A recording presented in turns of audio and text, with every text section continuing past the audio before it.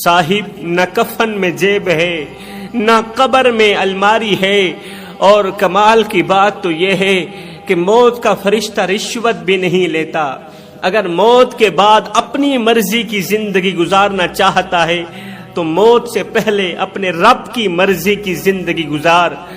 वो एक फकीर था, बुजुर्ग था, बैतुल मुकद्दस की पहाड़ियों में बैठा था। वो बैतुल मुकद्दस की पहाड़ियों में रहता था। कहता है कि एक जगह मुझे इंतहाई परेशानी के आलम में इधर उधर घूमता हुआ एक गमगीन नौजवान नजर आया। मैं उसके पास गया, सलाम के बाद उससे परेशानी का सबब पूछा। मैंने पूछा, भाई तेरे चेहरे पर परेशानियों के आसार नमूदार क्यों हैं, गमगीनगियों के आसार नमूदार क्यों हैं? तो वो कहने लगा, बुजुर्गो हमारे एक पड़ोसी का भाई फोत हो गया, हमारे एक पड़ोसी का भाई इंतकाल कर गया है, तुम मेरे साथ चलो ताकि हम उसकी ताज़ियत करके आए। मैं उस नौजवान के साथ चल दिया। हम एक शख्स के पास पहुंचे जो बहुत ही उदासी के आलम में बैठा हुआ था। ये वही शख्स था जो मरने वाले का भाई था, जो बहुत ही उदासी की हालत में बैठा हुआ था। हमने उसे सब्र की तलकीन की और तसल्ली देने लगे। कहा, इन्ना लिल्लाहि व इन्ना इलैहि राजिऊन, लेकिन उसने हमारी बातें ना सुनी। हम जो कुछ भी कहते रहे उसने ना सुनी। बेसब्री करते हुए आहुजारी और चीखो पुकार करने लगा, रोने लगा। हमने उसे प्यार और मोहब्बत से समझाया, ऐ अल्लाह के बंदे, इस तरह बेसब्री का मुजाहिरा ना कर, अल्लाह ताला से डर और सब्र से काम ले। बेशक मौत हर किसी को आनी है। जिसने भी जिंदगी का सफर शुरू किया है उसकी मंजिल और इंतहा कब्र ही है। मौत एक ऐसा पल है जिससे हर एक को गुजरना ही होगा। कुछ गुजर गए और कुछ गुजर रहे हैं और कुछ गुजरने वाले हैं। हमारी ये बातें सुनकर वो शख्स कहने लगा, मेरे भाइयों तुमने बिल्कुल ठीक कहा है, हर किसी ने मौत का जायका चखना है। कुल्लु नफ्सिन जायकातुल मौत, हर किसी ने मर जाना है, मौत का जायका चखना है। तुम बिल्कुल ठीक कह रहे हो, तुम्हारी बातें बरहक हैं, मगर मैं इसलिए रो रहा हूं कि मेरे भाई को कब्र में बड़ी परेशानी का सामना है। मैं इसलिए नहीं रो रहा कि मेरा भाई मर गया है, मरना तो हर किसी ने है ना, हर किसी ने चले जाना है, हर किसी ने मौत की घाट उतर जाना है। लेकिन मैं इस वजह से नहीं रो रहा कि मेरा भाई मर गया है, मैं इस वजह से रो रहा हूं कि मेरे भाई को कब्र में बड़ी परेशानी का सामना करना पड़ रहा है। हमने उसकी बात सुनी तो कहा, सुबहान अल्लाह, भाई तुम्हें कैसे पता चल गया कि तुम्हारा भाई कब्र में रो रहा है, चीखो पुकार कर रहा है, उसको कब्र के अंदर बड़ी परेशानी का सामना करना पड़ रहा है? तू गैब का इल्म जानता है, तुम्हें कैसे पता चल गया कि तुम्हारा भाई अज़ाब कब्र से दो चार है? तो वो शख्स रो कर कहने लगा, भाइयों मैं उस हौलनाक मंजर की वजह से परेशान हूं जो मैंने खुद अपनी आंखों से देखा है, मैंने खुद अपनी आंखों से देखा है, मैं उस वजह से बहुत ज्यादा परेशान हूं। आओ मैं तुम्हें तफसील से वो वाकया सुनाता हूं। जब मेरे भाई का इंतकाल हो गया, जवानों आप भी दिल के कानों से ये वाकया सुने, हो सकता है ये वाकया आप लोगों की जिंदगी बदल देने का जरिया बने। कहता है, जब मेरे भाई का इंतकाल हो गया, जब मेरा भाई मर गया तो तजहीज़ो तकफीन के बाद हमने उसे कब्रिस्तान ले जाकर दफन कर दिया, मट्टी के सुपुर्द कर दिया। लोग वापस आ गए, मैं कुछ देर कब्र के पास खड़ा रहा, भाई की कब्र के सरहाने खड़ा रहा और रोता रहा। यकायक मैंने कब्र से एक दर्दनाक आवाज सुनी, भाई की कब्र के अंदर से एक दर्दनाक आवाज सुनी। मेरा भाई निहायत ही दर्दमंदाना अंदाज से चीखो पुकार कर रहा था, कह रहा था, मुझे बचाओ, मुझे बचाओ, मेरी कब्र जहन्नम के गढ़ों में से गढ़ा बनी हुई है, मेरे भाई मुझे बचाओ, मेरी कब्र के अंदर आग ही आग है, मेरी कब्र के अंदर सांप है, बिच्छू है, खुदारा, मेरी कब्र के अंदर जहन्नम की आग भड़क उठी है, मुझे बचाओ। मैंने ये आवाज अपने कानों से सुनी तो कहा, वल्लाह ये कोई और नहीं, ये तो मेरे भाई की आवाज है। कब्र के अंदर किसी और की आवाज नहीं आ रही है, तो मेरे भाई की आवाज है। मैंने बेचैन होकर कब्र खोदना शुरू कर दी। अल्लाह अकबर। जब मैं कब्र खोदने लगा तो एक गैबी आवाज ने मुझे पुकार कर कहा, कोई कहने वाला कह रहा था, ऐ अल्लाह के बंदे इस कब्र को ना खोद। मैं भाई की कब्र खोदता ही चला जा रहा था। غیب سے آواز آئی، اے اللہ کے بندے اس قبر کو مت کھود، یہ اللہ کے رازوں میں سے ایک راز ہے اور اسے پوشیدہ ہی رہنے دے۔ یہ آواز سن کر میں نے قبر کھودنا بند کر دی۔ پھر میں وہاں سے اٹھا اور جانے لگا، واپسی کی طرف، گھر کی طرف جانے لگا تو مجھے دردناک آواز ایک بار پھر سے سنائی دی۔ دردناک آواز نے ایک بار پھر سے مجھے رلایا، مجھے بچاؤ، مجھے بچاؤ۔ مجھے اپنے بھائی پر ترس آنے لگا کہ یہ تو میرے بھائی کی آواز ہے۔ ہائے اللہ، میرے بھائی کی قبر جہنم کے گڑھوں میں سے گڑھا بن گئی۔ آخر میرے بھائی کو کون سی ایسی تکلیف درپیش آئی ہے کہ میرا بھائی اونچی اونچی آواز میں کہہ رہا ہے مجھے بچاؤ، مجھے بچاؤ، کہیں میرا بھائی زندہ تو نہیں ہو گیا۔ مجھے اپنے بھائی پر ترس آنے لگا، میں نے دوبارہ قبر کھودنا شروع کر دی۔ ابھی میں نے تھوڑی سی مٹی ہٹائی ہوگی کہ پھر سے وہی غیبی آواز سنائی دی، اے بندے اللہ کے رازوں کو نہ کھول، قبر کھودنے سے باز آ جا، یہی تیرے حق میں بہتر ہے۔ غیبی آواز سن کر میں نے دوبارہ قبر بند کر دی اور وہاں سے گھر کی طرف جانے لگا تو پھر سے بڑی دردناک آواز میرے کانوں میں گونجی۔ میرے بھائی نے مجھے پکارا، بھائی کہاں جا رہا ہے، مجھے بچا لے، مجھے بچا لے۔ اس مرتبہ میں نے قبر کھودنا شروع کر دی۔ جیسے ہی میں نے قبر سے سل ہٹائی، اینٹ ہٹائی، تو قبر کے اندرونی منظر کو دیکھ کر میں بے ہوش ہو گیا، میرے ہوش اڑ گئے، بے ہوش ہو گیا۔ قبر کا اندرونی منظر دیکھ کر، دردناک منظر دیکھ کر میں بے ہوش ہو گیا۔ کیوں بے ہوش ہوا، کیوں میرے ہوش اڑے؟ اس لیے کہ اندر خوفناک منظر تھا۔ ابھی ابھی ہم نے جس بھائی کو دفنایا تھا، ابھی تھوڑی دیر پہلے ہم نے جس بھائی کو مٹی کے سپرد کیا تھا، اس کا سارا جسم آگ کی زنجیروں میں جکڑا ہوا تھا۔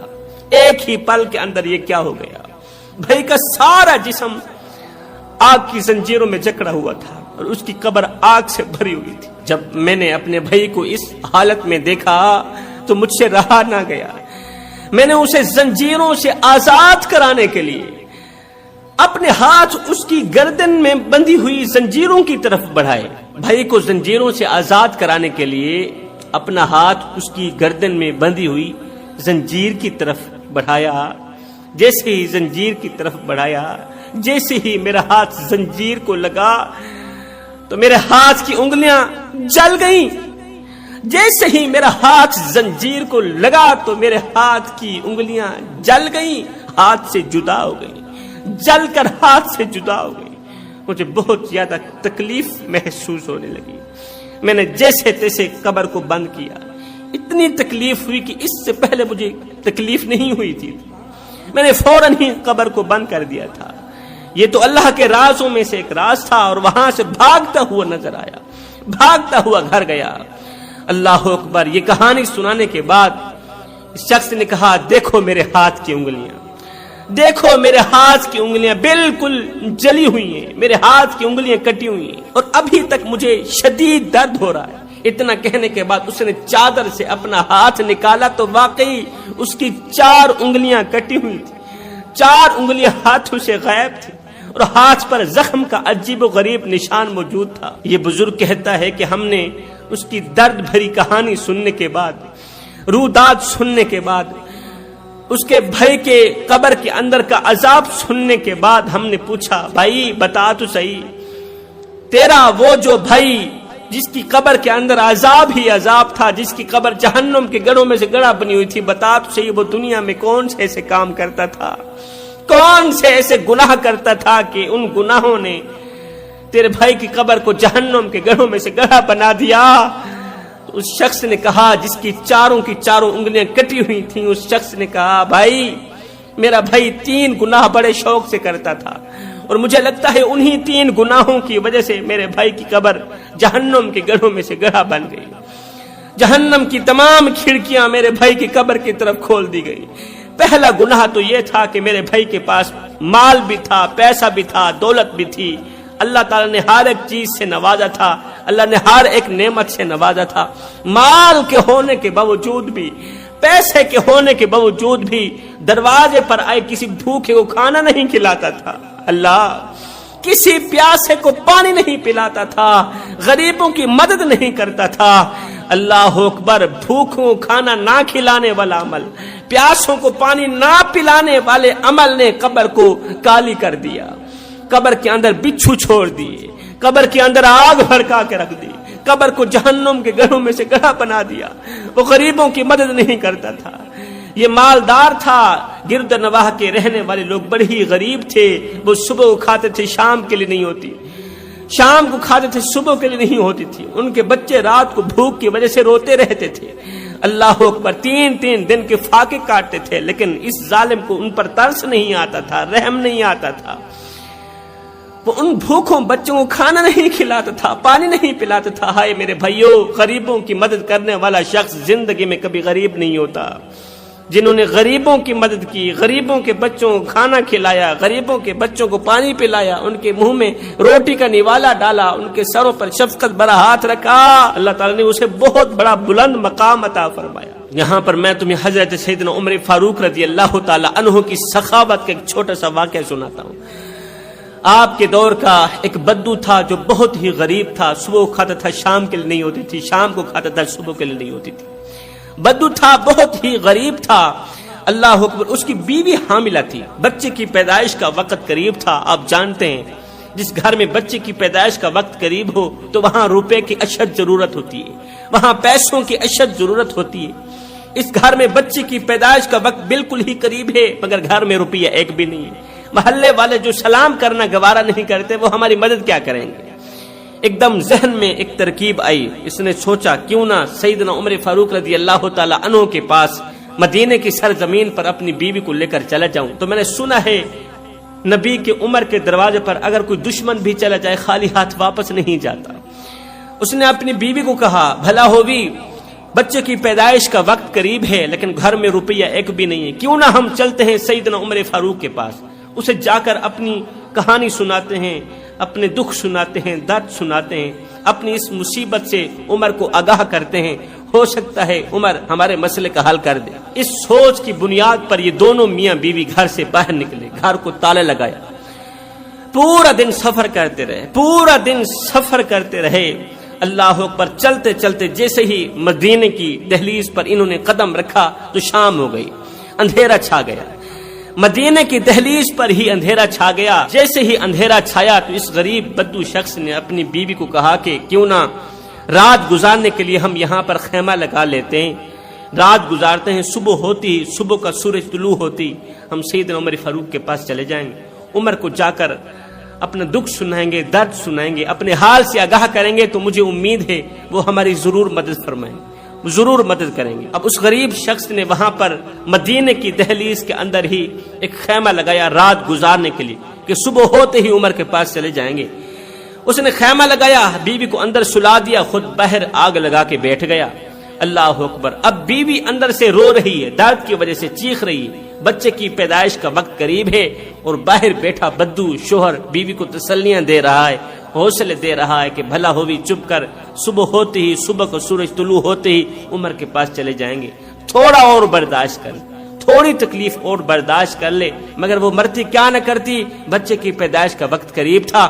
ادھر سے سیدنا عمر فاروق رضی اللہ تعالی عنہ کا آپ کا معمول تھا کہ آپ راتوں کی تاریکیوں میں اٹھ اٹھ کر مدینے کی گلیوں میں گشت کیا کرتے تھے، مدینے کی گلیوں میں گشت کیا کرتے تھے کہ کہیں کوئی کتا تو بھوکا نہیں سو گیا، اللہ اکبر، کہیں کوئی جانور تو پیاسا نہیں سو گیا۔ جو عمر بھوکے کتے کا اتنا خیال رکھتا ہے وہ انسان کا کتنا خیال رکھتا ہو۔ مدینے کی گلیوں میں گشت فرما ہی رہے تھے کہ آپ کی اچانک نظر اسی طرف گئی جس طرف اس بدو نے خیمہ لگایا ہوا تھا اور باہر آگ جلائی ہوئی تھی۔ آپ نے دیکھا کہ دور آگ جل رہی ہے اور ساتھ میں خیمہ لگا ہوا ہے۔ سیدنا عمر فاروق رضی اللہ تعالی عنہ گلی سے نکلے، سیدھا اسی خیمے کی طرف، اسی آگ کی طرف گئے۔ اللہ اکبر، پوچھا بھائی تو کون ہے؟ اس نے کہا جا، پہلے تو میری بیوی درد کی وجہ سے رو رہی ہے، چیخ رہی ہے، اوپر سے تو بھی آ گیا ہے مجھے پریشان کرنے کے لیے۔ سیدنا عمر فاروق رضی اللہ تعالی عنہ نے پوچھا بھائی بتا تو صحیح تو کون ہے، کہاں سے آیا ہے، کہاں جانا چاہتا ہے، اور یہاں تو نے خیمہ کیوں لگایا ہوا ہے، کس وجہ سے لگایا ہوا ہے؟ تو مسافر ہے تو کہاں سے آ رہا ہے, کہاں جانا چاہتا ہے؟ تو اس بدو نے کہا کہ میں غریب ہوں, صبح کھاتا ہوں شام کے لیے نہیں ہوتی, شام کو کھاتا ہوں صبح کے لیے نہیں ہوتی. امیری کا جنازہ نکل گیا ہے, غربت عروج پر آ گئی ہے, میرے گھر کو غربت کی دلدل نے اپنی لپیٹ میں لے رکھا ہے, میرا گھر غربت کی دلدل میں پھنس گیا ہے, میری بیوی حاملہ ہے اور بچے کی پیدائش کا وقت بالکل ہی قریب ہے. دراصل میں عمر فاروق کے پاس جا رہا تھا کہ وہی میرے مسئلے کا حل فرمائیں گے, لیکن شام ہو گئی, اندھیرا چھا گیا, تو رات گزارنے کے لیے میں نے یہاں خیمہ لگا لیا. کوئی بات نہیں, صبح کا سورج طلوع ہوتے ہی میں عمر کے پاس چلا جاؤں گا, اور عمر فاروق مجھے پکا یقین ہے کہ وہ میرے اس مسئلے کا ضرور حل کریں گے. اللہ اکبر. اب سامنے کون کھڑا ہے؟ سیدنا عمر فاروق رضی اللہ تعالی عنہ کھڑے, اس کی روداد سن رہے ہیں. اس کی درد بھری فریاد سن کر سیدنا عمر فاروق رضی اللہ تعالی عنہ الٹے پاؤں. جب آپ نے پوچھا نا کہ یہ خیمے کے اندر کون رو رہی ہے, کون چیخ رہی ہے, تو اس نے کہا یہ میری بیوی ہے, بچے کی پیدائش کا وقت قریب ہے, کوئی بات نہیں, ابھی صبح کا سورج طلوع ہونے والا ہے. جیسے ہی آپ کو پتا چلا کہ بدو کی بیوی درد میں مبتلا ہے, تکلیف میں مبتلا ہے, تو سیدنا عمر فاروق رضی اللہ تعالی عنہ الٹے پاؤں واپس اپنے گھر کی طرف گئے.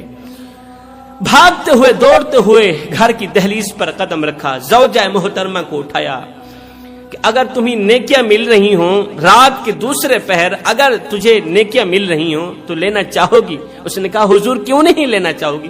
آپ نے فرمایا پھر اٹھ, میرے یار کی بیوی درد میں مبتلا ہے, بدو کی بیوی درد میں مبتلا ہے, میرے غریب دوست کی بیوی درد میں مبتلا ہے, اٹھ چلتے ہیں, اس کی تکلیف دور کریں, اس کی مدد کرتے ہیں, اس کی ہیلپ کرتے ہیں.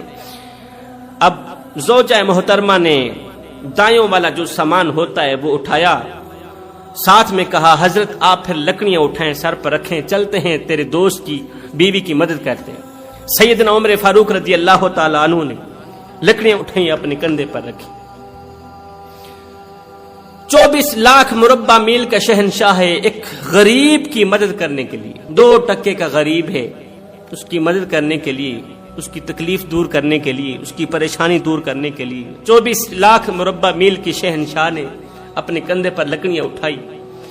زوجہ محترمہ کے ساتھ خیمے کی طرف جا رہے ہیں. جیسے ہی خیمے کے قریب گئے تو زوجہ محترمہ نے سیدھا خیمے کے اندر جا کر دائیوں والا کام شروع کر دیا, کیونکہ بچے کی پیدائش کا وقت بالکل ہی قریب تھا. تو سیدنا عمر فاروق رضی اللہ تعالی عنہ بہر بدو کے سامنے ایسے ہاتھ باندھ کے کھڑے ہیں, ہاتھ باندھ کے کھڑے ہیں. بدو کو ایسے ہی لگا کہ یہ یہاں کا کوئی غلام ہے, نوکر ہے. اس بدو نے آرڈر چلانے شروع کر, حکم چلانے شروع کر دیا, اور جلدی جائے آگ لے کر آ. سیدنا عمر فاروق دوڑ کر جاتے ہیں, آگ لے کر آتے, جلدی جا لکڑیاں لے کر آ. سیدنا عمر فاروق دوڑ کر جاتے ہیں, لکڑیاں لے کر آتے. اوے پانی لے کر آئے, جلدی جاتے ہیں, دوڑ کر جاتے ہیں, پانی لے کر آتے ہیں. داڑھی مبارک لپیٹ کر پھونکا مارتے ہیں, آگ جلاتے ہیں. بدو کی باتیں برداشت کر رہے ہیں. بدو کہتا ہی چلا جا رہا ہے, حکم کرتا چلا جا رہا ہے, آرڈر پہ آرڈر کرتا چلا جا رہا ہے. اوے اگر تیری بیوی نے میری بیوی کو مار دیا, اگر اسے دائیوں والا کام نہ آیا, تیری بیوی نے میری بیوی اور میرے بچے کو مار دیا, تو کل عمر کی عدالت میں تیرا مقدمہ درج کروں گا, تیری شکایت پیش کروں گا, تجھے سزا دلواؤں گا. اس طرح کی باتیں کرنے لگا کہ اچانک خیمے کے اندر سے آپ کی زوجہ محترمہ نے آواز دی, یا امیر المومنین مبارک ہو, یا عمر مبارک ہو, اللہ تعالیٰ نے تیرے دوست کو بیٹا عطا کیا ہے. جیسے ہی بدو کو پتہ چلا کہ امیر المومنین تو یہی ہے, جیسے ہی بدو کو پتہ چلا کہ امیر المومنین تو یہی ہے, جیسے ہی بدو کو پتہ چلا عمر کوئی اور نہیں, عمر تو وہی ہے جس کے سامنے میں آرڈر کرتا چلا جا رہا ہوں, میں حکم کرتا چلا جا رہا ہوں. ایک دم بدو کے پاؤں تلے زمین نکل گئی. بدو نے سیدنا عمر فاروق کے پیر پکڑے, پاؤں چومتا چلا جا رہا ہے, ہاتھ جوڑ کے عرضیاں کرتا چلا جا رہا ہے, حضرت خدا را مجھے معاف کرنا, حضرت میری بدبخت بدقسمت آنکھیں, بد نصیب آنکھیں نہ پہچان سکیں کہ میرے سامنے جو شخصیت کھڑی ہے یہ کوئی نوکر ہے, غلام ہے, یا امیر المومنین ہے. میں تجھے نہ پہچان سکا, حضرت مجھے معاف کر دینا. نیچے سے وہ معافی کی خیرات مانگ رہا تھا, معافی کی بھیک مانگ رہا تھا. اوپر سے حضرت سیدنا عمر فاروق رضی اللہ تعالی عنہ نے دونوں ہاتھوں سے اسے اٹھایا, اپنے سینے سے لگایا, رو کر کہنے لگا, او بدو تجھے پتہ نہیں ہے تو کہاں آیا ہے, اور یہ میرے محمد کا شہر ہے, اور یہ میرے محمد کا شہر ہے, یہ مدینۃ المنورہ ہے. اور نادان تجھے نہیں پتا, یہاں امیروں کے نہیں, یہاں تو غریبوں کے استقبال ہوتے ہیں.